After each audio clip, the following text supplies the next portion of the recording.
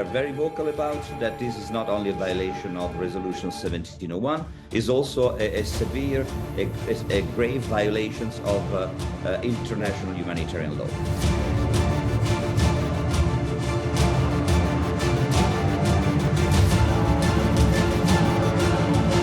What we can just say that we need to be there. It's important that there is an international community monitoring to be visible.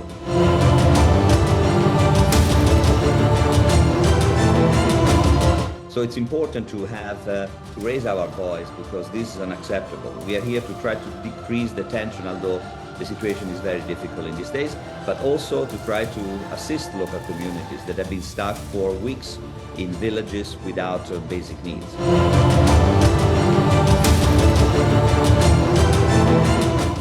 In this entire Israel-Hamas war, now going into various other countries, particularly Lebanon, we are seeing a massive escalation. But the recent escalation with Israel hitting, shooting, and targeting UN positions, it has invited a lot of condemnation worldwide. What is UNIFIL, that's the UN Peacekeeping Mission in Lebanon, really going to do? And what's the international community now going to do about the situation on the ground? To discuss all this and more, I'm being joined in this exclusive conversation by Andrea Tenenti, who is the spokesperson of UNIFIL, based out of South Lebanon. Thank you so much, Andrea, for speaking to us here on the India Today network. This is a massive escalation. If you could start with just telling us what really happened. Did Israel inform beforehand what they were about to do? But because it does seem like they're coming out with their own explanations, not really paying heed to what the UN is saying or the international community. Yes, the last several days have seen very dangerous developments because the conflict, as you mentioned, started last year, even in south of Lebanon between Hezbollah and Israel. So the shelling has been ongoing. But the recent weeks have seen a very dangerous escalation of the hostilities of the conflict. And we were targeted several times in these days. Peacekeepers have been injured. 4 peacekeepers were injured. Our position was hit inside the headquarters. They also hit cameras, also illumination system, drones entering close to bunkers where our peacekeepers are sheltering. So it's definitely a deliberate attack against our troops. And if we knew it before, no, we did not. The IDF asked, the Israeli forces asked us to move from some of the positions close to the blue line. We have around 29 positions close to the blue line, from very close to 5 kilometers. And we decided to stay. The decision was taken by all the troop contributing countries of UNIFIL, 50 right now, over 10,000 troops. And the decision was to stay, was to have the UN flag still flying in the south of Lebanon and maintain an international presence. No, we were not informed. We were very vocal about that this is not only a violation of Resolution 1701, is also a severe, a grave violations of international humanitarian law. One important detail that's coming out is that they disable the position's perimeter monitoring cameras. You did mention the cameras, but what was the motive that you think IDF would be disabling cameras of UN positions? Well, I don't know, anyone can come up with their own analysis of it when you disable cameras, illumination system close to the blue line. After they asked us to move from all those positions. So this is a question we should ask them. We are still in contact. Of course, the communication channel is open to try to understand the reason behind their activities, their actions, their attacks against our troops. What we can just say that we need to be there. It's important that there is an international community monitoring to be visible. Although our activities have been very limited at the moment, we have been challenged by the fact that there is heavy shelling every day, but we continue to report to the Security Council. So we need to be there. It's important that there is a large number of peacekeepers from all around the world monitoring the situation and letting people know what's happening. Well, Andrea, again, in terms of accountability, who fixes accountability when soldiers, peacekeeping forces, soldiers deployed in your peacekeeping missions are injured? There has to be fixing of accountability. It doesn't seem like that's really happening as of now. It's not happening, but there is accountability because it's part of our mission, part of the UN Charter also saying that the responsibility and the obligation to protect peacekeepers is with the parties. So at the moment that both sides, and in this case was the IDF, they are responsible and they are obliged to protect troops, peacekeepers on the ground. So this at the moment did not happen. As I said, it's serious violations. Even the Secretary General of the United Nations mentioned it. And many countries have been vocal in these days. Countries that have troops, countries that give peacekeepers to the UN, to UNIFIL. So it's important to have to raise our voice because this is unacceptable. We are here to try to decrease the tension, although the situation is very difficult in these days, but also to try to assist local communities that have been stuck for weeks in villages without basic needs.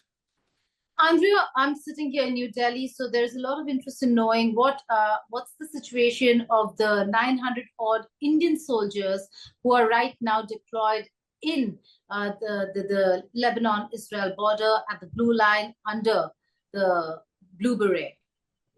No, the Indian troops have been in UNIFIL for a very long time, and the contribution of India to peacekeeping has been incredible throughout all this period.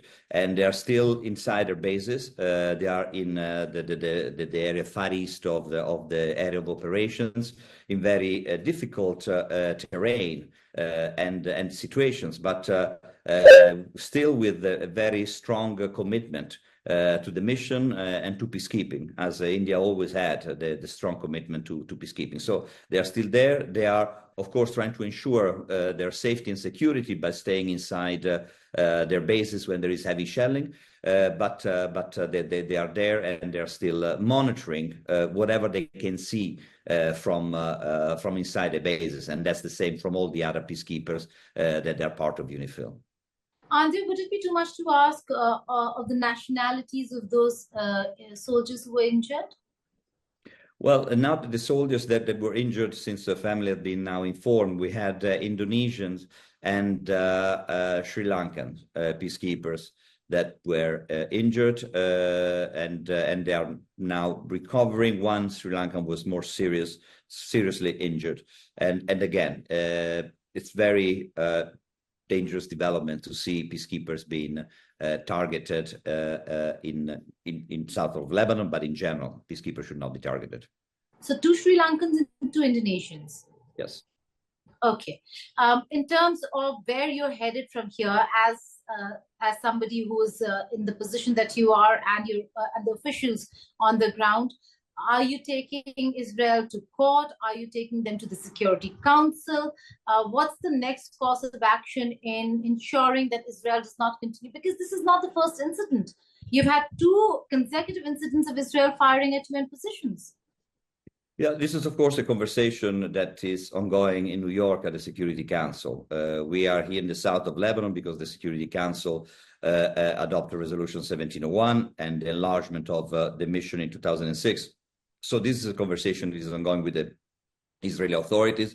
Also, our mission, our force commander, head of mission, General Lazaro, is still in touch with the parties. The communication channel is open to try not only to deconflict the situation, but also understanding why we were targeted. So the conversation is ongoing. There was a meeting of the Security Council just the other day. So, of course, it will be something that will be taken care by the UN in New York.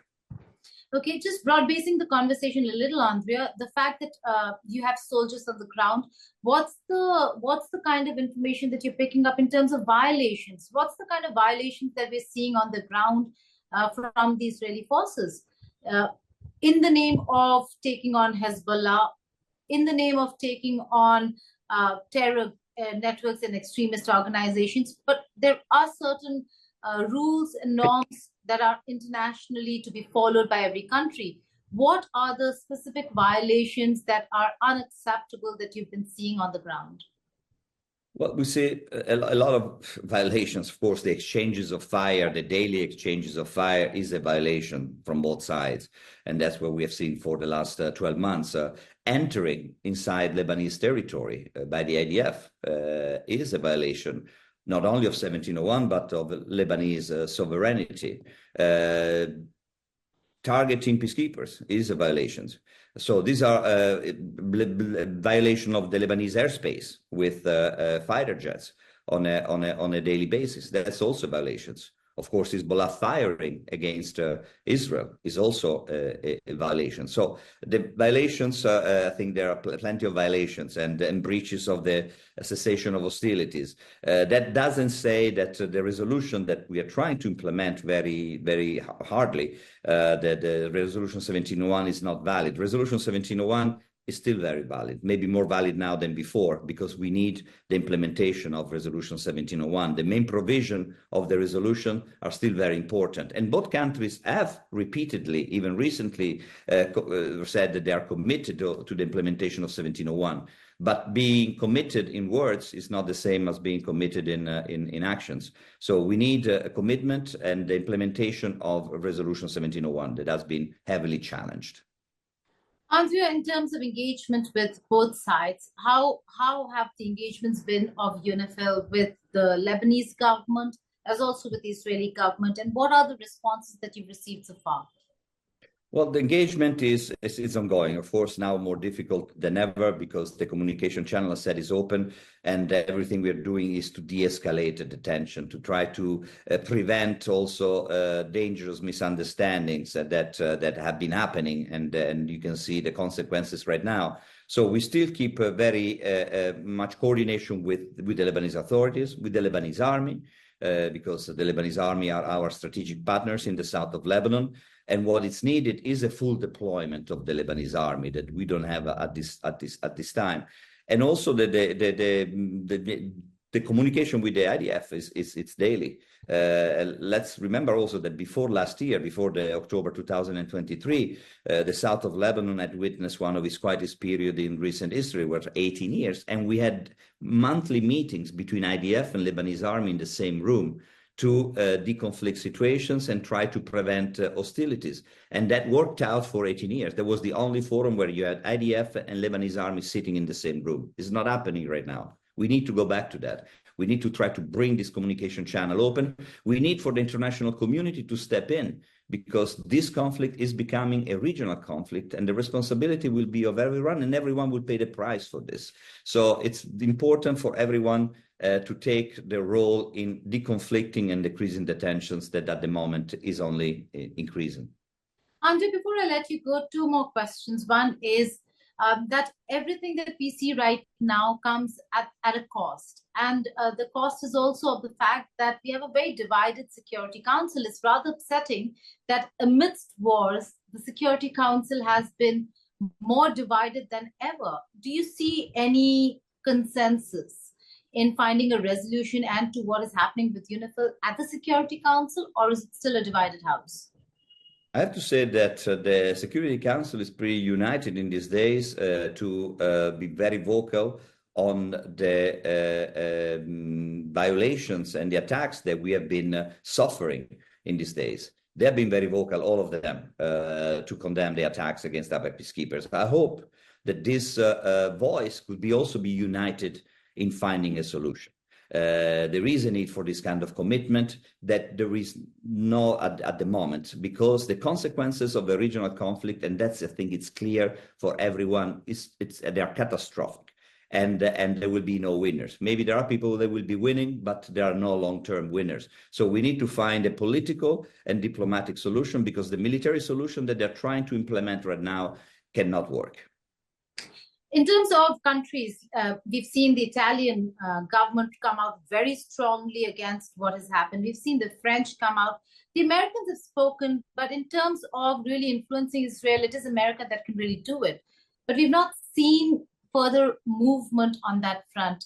What's your reading on whether, if this is going to be prolonged, that IDF is going to continue with its barrage of firing and shooting, or are they going to actually stop?